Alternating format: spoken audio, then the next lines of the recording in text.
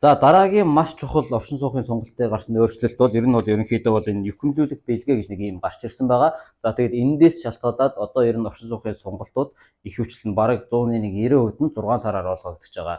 6 сараас илүү хугацаагаар хүрсэн ч гэсэн 6 сараар олгогдож байгаа. За ямарваа нэг өөрөхөд зайлшгүй амьдрах шалтгаан, хаглаг гэрэгч гэдэг одоо жишээ нь нөхөр нь ажилдаг ч юм уу, эсвэл одоо юу гэдэг нөхөр нь өөрөө урт хугацааны орчин суугтай ч юм уу, эсвэл эхнэр нь ажилдаг гэх мэтчлэн хаглаг гэрэгч буюу зайлшгүй төрөхөд байх шалтгаантай хүмүүс 6 сараар илүү хугацаагаар өгөх магадлалтай гэж байгаа. Тэрнээс ер нь бусад бүх хүмүүст одоо эхнэр нөхөр хоёулаа аяллаа орчин суугтай байх юм бол 6 сараар л өгч байна. Ер нь бол за энэ бол гарсан том өөрчлөлт. За энэний шалтгаан нь бас байгаа. Юу юм бэ гэх юм бол одоо орчин суугын сонголтын дээр очсон хүмүүс нэг ийм зөвхөмжлөх бэлгээгээ цаасан дээр гарын хэсэг зурулж авч байгаа. За энэ дээр юу бичсэн байна вэ гэвэл ерөнхийдөө тухайн хүний мэдээлэл, за тэгээд түүхэд цуг амьдрдаг гэр бүлийн гишүүдийн мэдээллийг бичүүлж авч байгаа. За тэгээд энд нэг ийм текст байгаа. За би түүхэд амьдарч явах хугацаанд хэрэг одоо ажиллахыг хүсэх юм бол ажиллах зорилго надад хэрэг зорилго шаардлага гарах юм бол би зайлшгүй 6 сарын хугацаанд энэ 6 сарын орчин суугын хугацаанд багтаж ажлын эрхэнд одоо бүртгүүлэх хэний ажлын эрх хүснэ. Хэрэг ажлын эрх хүсээд цуслагдах юм бол аль эсвэл ажлын эрх хүсэхгүйгээр 6 сарын дараа дахиад яг адилхан төрлөөр аяллаа орчин суух сонгуулгаар ирэх юм бол тухайн үед надаас одоо ийм бичиг баримт шаардахыг зөвшөөрж ин хэрвээ тэр шаардсан бичиг баримтыг би та нарт одоо ингэж өгч чадахгүй бол суух маань одоо цуслагдахыг хүлээн зөвшөөрж гинэ гэдэг бичгэн дээр гарын хэсэг зурулж авч байгаа шүү. Тийм болохоор маш чухал бичиг. Дараагийн сонголтын дээр ер нь бол өчиг дараагийн тавьсан шаардлагыг хүлээн одоо биелүүлэхгүй бол орчин суугчдын цуслагдахыг одооноос зөвшөөрж гэсэн 6 сарын дараах орчин суугын талаар яригдж байгаа. За тэр шаардлага нь юу вэ гэх юм бол ийм байгаа юм.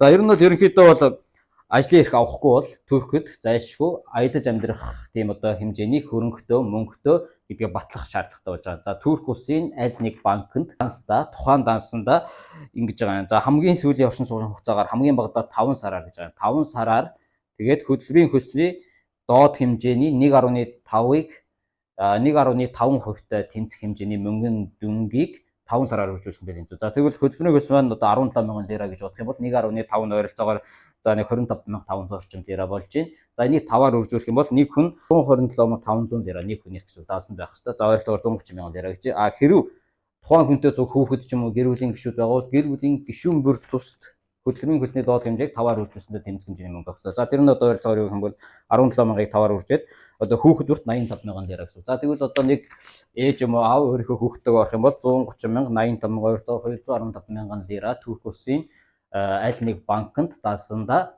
байрлуулж авах хэрэгтэй. Гэхдээ энэ бол одоогийн хөдөлмөрийн хөлсний доод хэмжээгээр шүү. Одоо 7 сар дахиад хөдөлмөрийн хөлсний доод хэмжээ нэмэгдэх юм бол тухайн үед бол хэмжээгээр бодогдоод явна гэсэн. Ер нь бол хөдөлмөрийн хөлсний доод хэмжээг 5-аар үржүүлсэндээ тэнцвэж хүүхэд том хүн бол хөдөлмөрийн хөлсний доод хэмжээний 1.5 дахин их мөнгийг 5-аар үржүүлсэндээ тэнцвэх хэмжээний дансандаа хөрөнгөтэй байх ёстой гэдэг шаардлагыг одооноос хүлээн зөвшөөрөөд энэ бичгийг аваад тэгээд 6 сараар орчин суух гэж байгаа шүү. Маш чухал бичиг байгаа шүү. Тийм болохоор одооноос 6 сараар орчин суух аваад эсвэл ажлын эрхөөрөө аль эсвэл одоо банкны данс нээлгээд банкны дансандаа мөнгө одооноос хадгалаарай.